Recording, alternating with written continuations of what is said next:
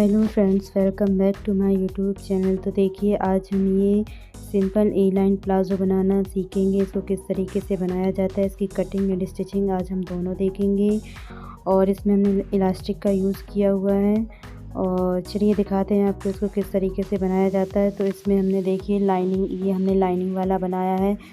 तो इसमें मतलब मेन फैब्रिक और लाइनिंग दोनों का यूज़ हुआ है। तो हमने लाइनिंग वाला फैब्रिक लिया है। इसमें 1.5 से 2 मीटर का फैब्रिक यूज़ होता है। और इस फैब्रिक को सबसे पहले हमको 4 फोल्ड करके देना है इस तरीके से।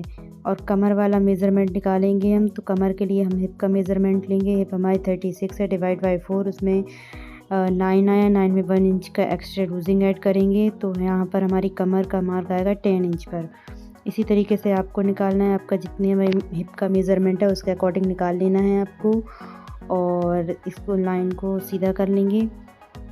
और देखिए, अब हम क्रॉच एरिया निकालेंगे। तो क्रॉच एरिया के लिए भी हिप का मेज़रमेंट लेते हैं, उसमें डिवाइड बाई 3 करते हैं। हिप हमारे 36 हैं, डिवाइड बाई 3। और हमने इसको देखिए, हम ऊपर 1.5 इंच बेल्ट के लिए एक्स्ट्रा छोड़ देंगे और इसके बाद 12 इंच पर मार्क करेंगे। तो इस तरीके से देखिए, यहाँ पर हमने 12 इंच पर मार्क कर लिया है। और आपको ध्यान रखना है, अगर बेल्ट का आप अलग से कर रहे हैं तो 1.5 इंच आप छोड़ दीजिए।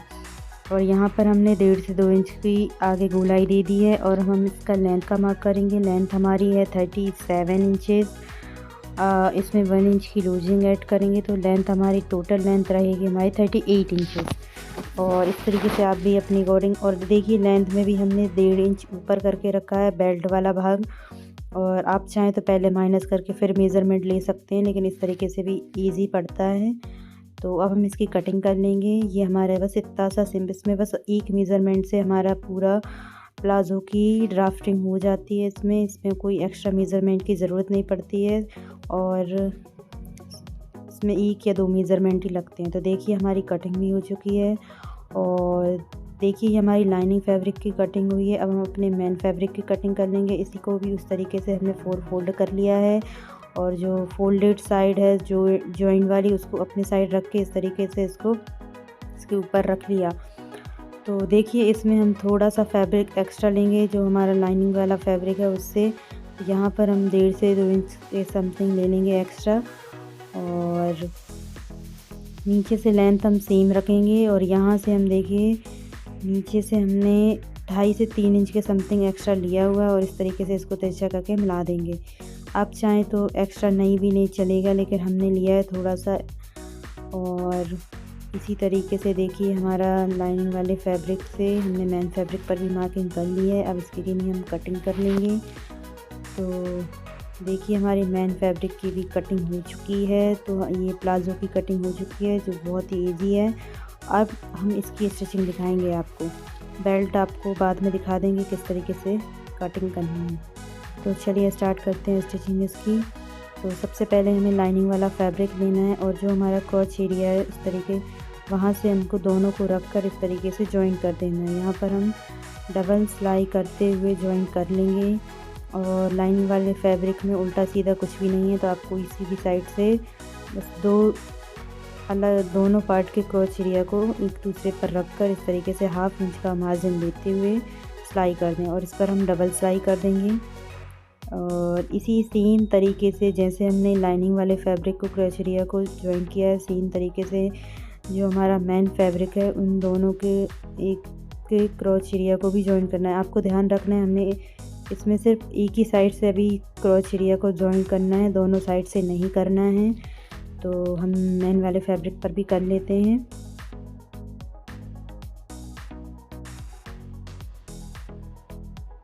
देखिए, हमने मेन फैब्रिक के एक साइड क्रॉच एरिया को जॉइन कर लिया है। इस पर भी हम डबल सिलाई कर देंगे। आप हर सिलाई पर डबल सिलाई ज़रूर करें। और इस तरीके से प्लाज़ो कोई भी कपड़ा हो वो उधड़ता नहीं है जल्दी से। तो देखिए, इस पर भी हमने डबल सिलाई कर ली है। अब हम दोनों के कमर वाले पार्ट को जॉइन करेंगे इस तरीके से। देखिए, हमको जो मेन फैब्रिक है और लाइनिंग फैब्रिक है, उसको ऊपर से कमर से जॉइन कर लेना है। तो सबसे पहले लाइनिंग को रखेंगे इस तरीके से, और उसके ऊपर हम रखेंगे अपना मेन फैब्रिक। और जो हमने थोड़ा सा एक्स्ट्रा लिया था मेन फैब्रिक, उसमें हम हल्की सी चुन्नटें वगैरह देकर इसको जॉइन कर लेंगे इस तरीके से। देखिए, और आप चाहें तो इसमें प्लेट्स भी दे सकते हैं और एक्स्ट्रा फैब्रिक लेकर आप जितना भी आपको चाहिए उस अकॉर्डिंग आप लीजिए और प्लेट्स वगैरह दे सकते हैं। तो देखिए ये हमारा हो चुका है और सेकंड वाली इस साइड भी कर लेंगे। ये हमने बीच से जॉइन किया था तो इसलिए इस वाले साइड और कर लेंगे इसको। और देखिए हमने मेन फैब्रिक और लाइनिंग फैब्रिक की कमर को अटैच कर लिया है और इसमें हमने देखिए पॉकेट भी लगाई हैं। हमने जॉइंट वाले साइड से किस तरीके से पॉकेट लगाई है हमने आपको इस वीडियो में दिखाया नहीं है, लेकिन हमने पॉकेट लगाई है इस प्लाज़ो में। आप चाहें अगर आपको देखना हो पॉकेट तो आप बता दीजिएगा, हम आपको दूसरे वीडियो में दिखा देंगे क्योंकि वीडियो बहुत लंबा हो जाता। देखिए अब हम दूसरे वाले साइड से भी अब जो क्रॉच एरिया है वहाँ जॉइन कर लेंगे। देखिए हमको मेन फैब्रिक और जो लाइनिंग वाला फैब्रिक है उनके क्रॉच एरिया को अलग अलग जॉइन करना है। दोनों को कभी भी एक साथ जॉइन नहीं किया जाता है, वरना हमारी फिनिशिंग भी अच्छी नहीं आती है और हमें बहुत दिक्कत होती है प्लाज़ो में। तो इस तरीके से हमने मेन फैब्रिक को पहले ही जॉइन कर लिया था। अब जो लाइनिंग वाला फैब्रिक है उसके वाले क्रॉच एरिया को भी जॉइन कर लिया और इस पर भी हमने डबल सिलाई कर लिया और जो थोड़ा बच गया था उसको ऐसे लाइन जॉइन कर लेंगे। और देखिए इस तरीके से हमारे क्रॉच एरिया भी जॉइन हो चुके हैं और कमर वाली साइड से भी हमने दोनों फैब्रिक को जॉइन कर लिया। अब इसमें हम बेल्ट लगाएंगे। तो बेल्ट हमने लिया है 4 इंच चौड़ी क्योंकि हमें 1.5 इंच की बेल्ट चाहिए और हाफ इंच मार्जिन में जाएगा। और ये हमने दोनों फैब्रिक लिए हैं, मेन फैब्रिक भी लिया है और लाइनिंग वाला फैब्रिक लिया है। लेंथ आप अपने अकॉर्डिंग देख लीजिए, आपकी कितनी कमर है उस हिसाब से। हमारी 40 है तो हमने उसके अकॉर्डिंग ली है। और देखिए अब हम इसको सीधे वाले साइड से जॉइन करेंगे। आप चाहें तो अंदर वाले साइड से भी जॉइन कर सकते हैं, पर हम सीधे वाले साइड से जॉइन करेंगे क्योंकि जो भी थोड़ी बहुत चुन्नट वगैरह आती हैं तो वो अंदर हो जाएं, बाहर अच्छी फिनिशिंग दिखे। तो देखिए इस तरीके से दोनों फैब्रिक का रख कर और हाफ इंच का मार्जिन लेते हुए इन दोनों को जॉइन कर लेंगे। आप चाहें तो बेल्ट में पहले सिलाई लगा लें दोनों फैब्रिक को एक दूसरे पर रख कर।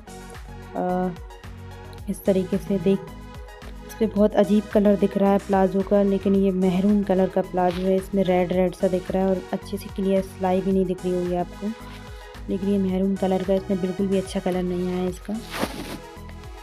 देखिए हमारा बेल्ट हो चुका है और यहाँ पर हमको बेल्ट को एक्स्ट्रा लिया था वहाँ से हमको थोड़ा छोड़ना है। और देखिए जो हमने जहाँ से अटैच किया था और जहाँ पर हमारा एंड हुआ वहाँ पर हमने बेल्ट को इस तरीके से जॉइन कर देना है।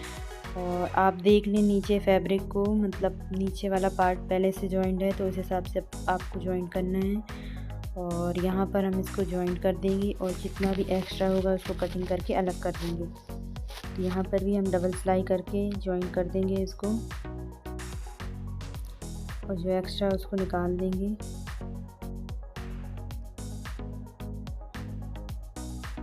देखिए यहाँ पर हमारा जॉइन हो चुका है और आप एक बार चेक कर लें यहाँ पर फिनिशिंग सही आ रही है कि नहीं। और अब इस पर डबल सिलाई कर लेंगे और इसके बाद जो थोड़ा सा बचा हुआ था हमारा बेल्ट, वहाँ से हम उसको अटैच कर देंगे इस तरीके से। यहाँ पर देखिए थोड़ी सी सिलाई रह गई थी, हमने छोड़ी हुई थी। और जो मार्जिन है उसको दोनों साइड करके इस तरह तो यहाँ पर सिलाई कर देंगे। देखिए हमारा बेल्ट एक साइड अटैच हो चुका है और ये बाहर से इस तरीके से दिखेगा और हमको इसको अंदर की साइड फोल्ड करना है। बाहर इसकी फिनिशिंग बहुत ही अच्छी आई है। आप भी इसी तरीके से बेल्ट लगाएं, बहुत अच्छी फिनिशिंग आती है और इजी वे में लग जाता है। तो चलिए अब इसको फोल्ड करेंगे। तो इसको हम इस तरीके से 1.5 इंच का बेल्ट फोल्ड करना है। तो आप पहले ही निशान वगैरह लगा लीजिएगा। अगर आपको मतलब ऐसे दिक्कत आए तो आपको कितना फोल्ड करना है तो हमें नहीं लगाएं क्योंकि हमें पता है कितना फोल्ड करना है। तो यहाँ से हमने देखिए हाफ इंच फोल्ड करके इस तरीके से हाफ इंच फोल्ड करके और इसको हम आराम से जॉइन करते जाएंगे। आप चाहें तो बेल्ट पर यहाँ पर भी पहले जहाँ से आपको जितना फोल्ड करना है वहाँ पर सिलाई लगा सकते हैं। और अगर आपको बेल्ट जॉइन करने में दिक्कत हो तो या फिर चौक वगैरह से भी आप मार्क कर सकते हैं। देखिए हम यहाँ पर बेल्ट अटैच कर देंगे और हमको बेल्ट में पूरा अटैच नहीं करना, यहाँ से 1 से 2 इंच के उसका बिना सिलाई का छोड़ना है क्योंकि हम इसमें इलास्टिक लगाएंगे। तो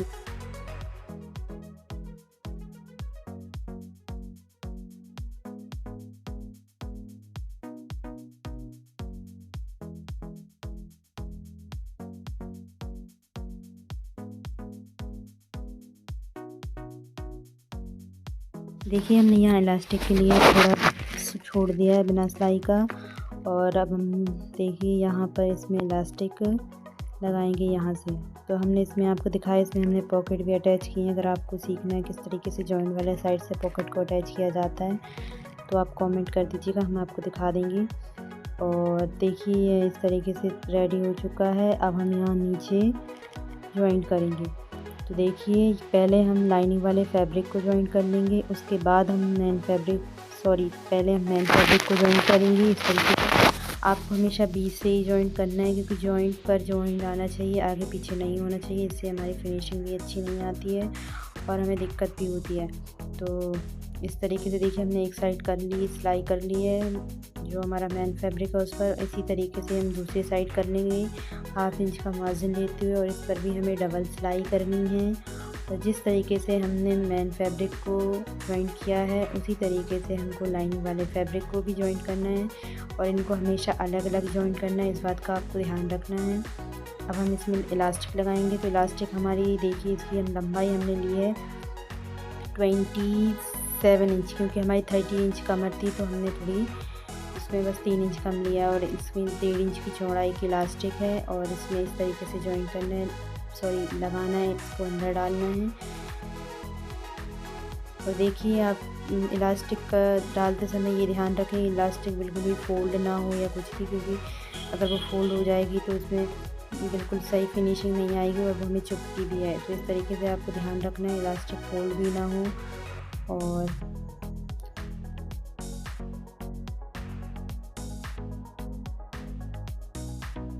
देखिए हम इलास्टिक डाल ली है। अब इसको इस तरीके से बाहर निकालेंगे, और आपको ज़्यादा नहीं खींचना है, नहीं उधर साइड से इलास्टिक बाहर ना जाए। अब देखिए हम इलास्टिक को जॉइन करेंगे, इसको हम एक के ऊपर एक रख कर जॉइन करेंगे। इसमें हमको इस तरीके से जॉइन करना है देखिए, और इस पर हम 4-5 बार सिलाई कर लेंगे। इस तरीके से रख कर इस पर 4-5 बार सिलाई करेंगे, ताकि हमारी इलास्टिक इधर उधर मतलब निकल ना जाए इसकी सिलाई। तो देखिए हमारी इलास्टिक डल चुकी है इसमें, और आप भी इसी तरीके से इलास्टिक डाल सकते हैं। अगर आपको इलास्टिक नहीं डालनी है तो आप बेल्ट वगैरह भी लगा सकते हैं इस प्लाजो में, लेकिन उसमें आपको कमर का मेज़रमेंट लेना पड़ता है। तो देखिए हमने इसको एडजस्ट कर लिया है, और आप चाहें तो इलास्टिक के बीचों बीच भी सिलाई लगा सकते हैं खींचते हुए, लेकिन हम इसमें कोई सिलाई नहीं करेंगे। और अब जो हमारा खुला हुआ भाग था जहाँ से हमने इलास्टिक डाली थी उसको जॉइन कर लेंगे। अब तो देखिए हमने वहाँ पर सिलाई कर ली है इस तरीके से। अब हम जो नीचे है उधर फोल्ड करेंगे। तो यहाँ पर भी हमको अलग अलग फोल्ड करना है। पहले लाइनिंग फैब्रिक को मेन फैब्रिक को फोल्ड करेंगे, और यहाँ पर हमने 1 इंच के समथिंग फोल्ड करना है इस तरीके से। और आप देखिए डबल फोल्ड करके यहाँ भी सिलाई करते जाएँ। इसी तरीके से आप दोनों को फोल्ड कर लें, लाइनिंग वाले फैब्रिक को और मेन वाले फैब्रिक को। और इस तरीके से देखिए हमारी प्लाज़ो की कटिंग एंड स्टिचिंग दोनों हो चुकी है। और इस तरीके का प्लाज़ो बनाना बहुत ही आसान होता है, ये बहुत ही कम समय में बन जाता है।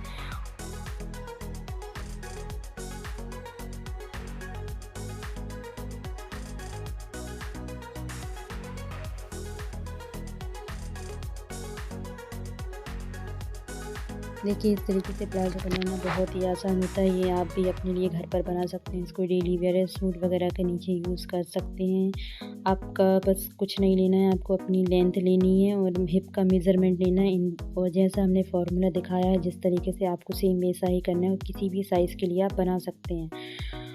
तो बस फार्मूले का यूज़ करके आप अपने लिए कोई भी साइज़ का प्लाज़ो घर पर ही बना सकते हैं। और इसको अगर आपको कोई भी डाउट हो, कुछ भी समझ ना आया हो तो हमसे पूछ सकते हैं कमेंट में, हम आपको ज़रूर बताएंगे। और अगर वीडियो अच्छी लगी हो तो वीडियो को लाइक करें, शेयर करें और हमारे चैनल को सब्सक्राइब करें। और ऐसे ही अच्छे वीडियोस देखने के लिए बेल आइकन को क्लिक करें, ताकि आप पर नोटिफिकेशन आता रहे और आप हमारे वीडियोस देखते रहें।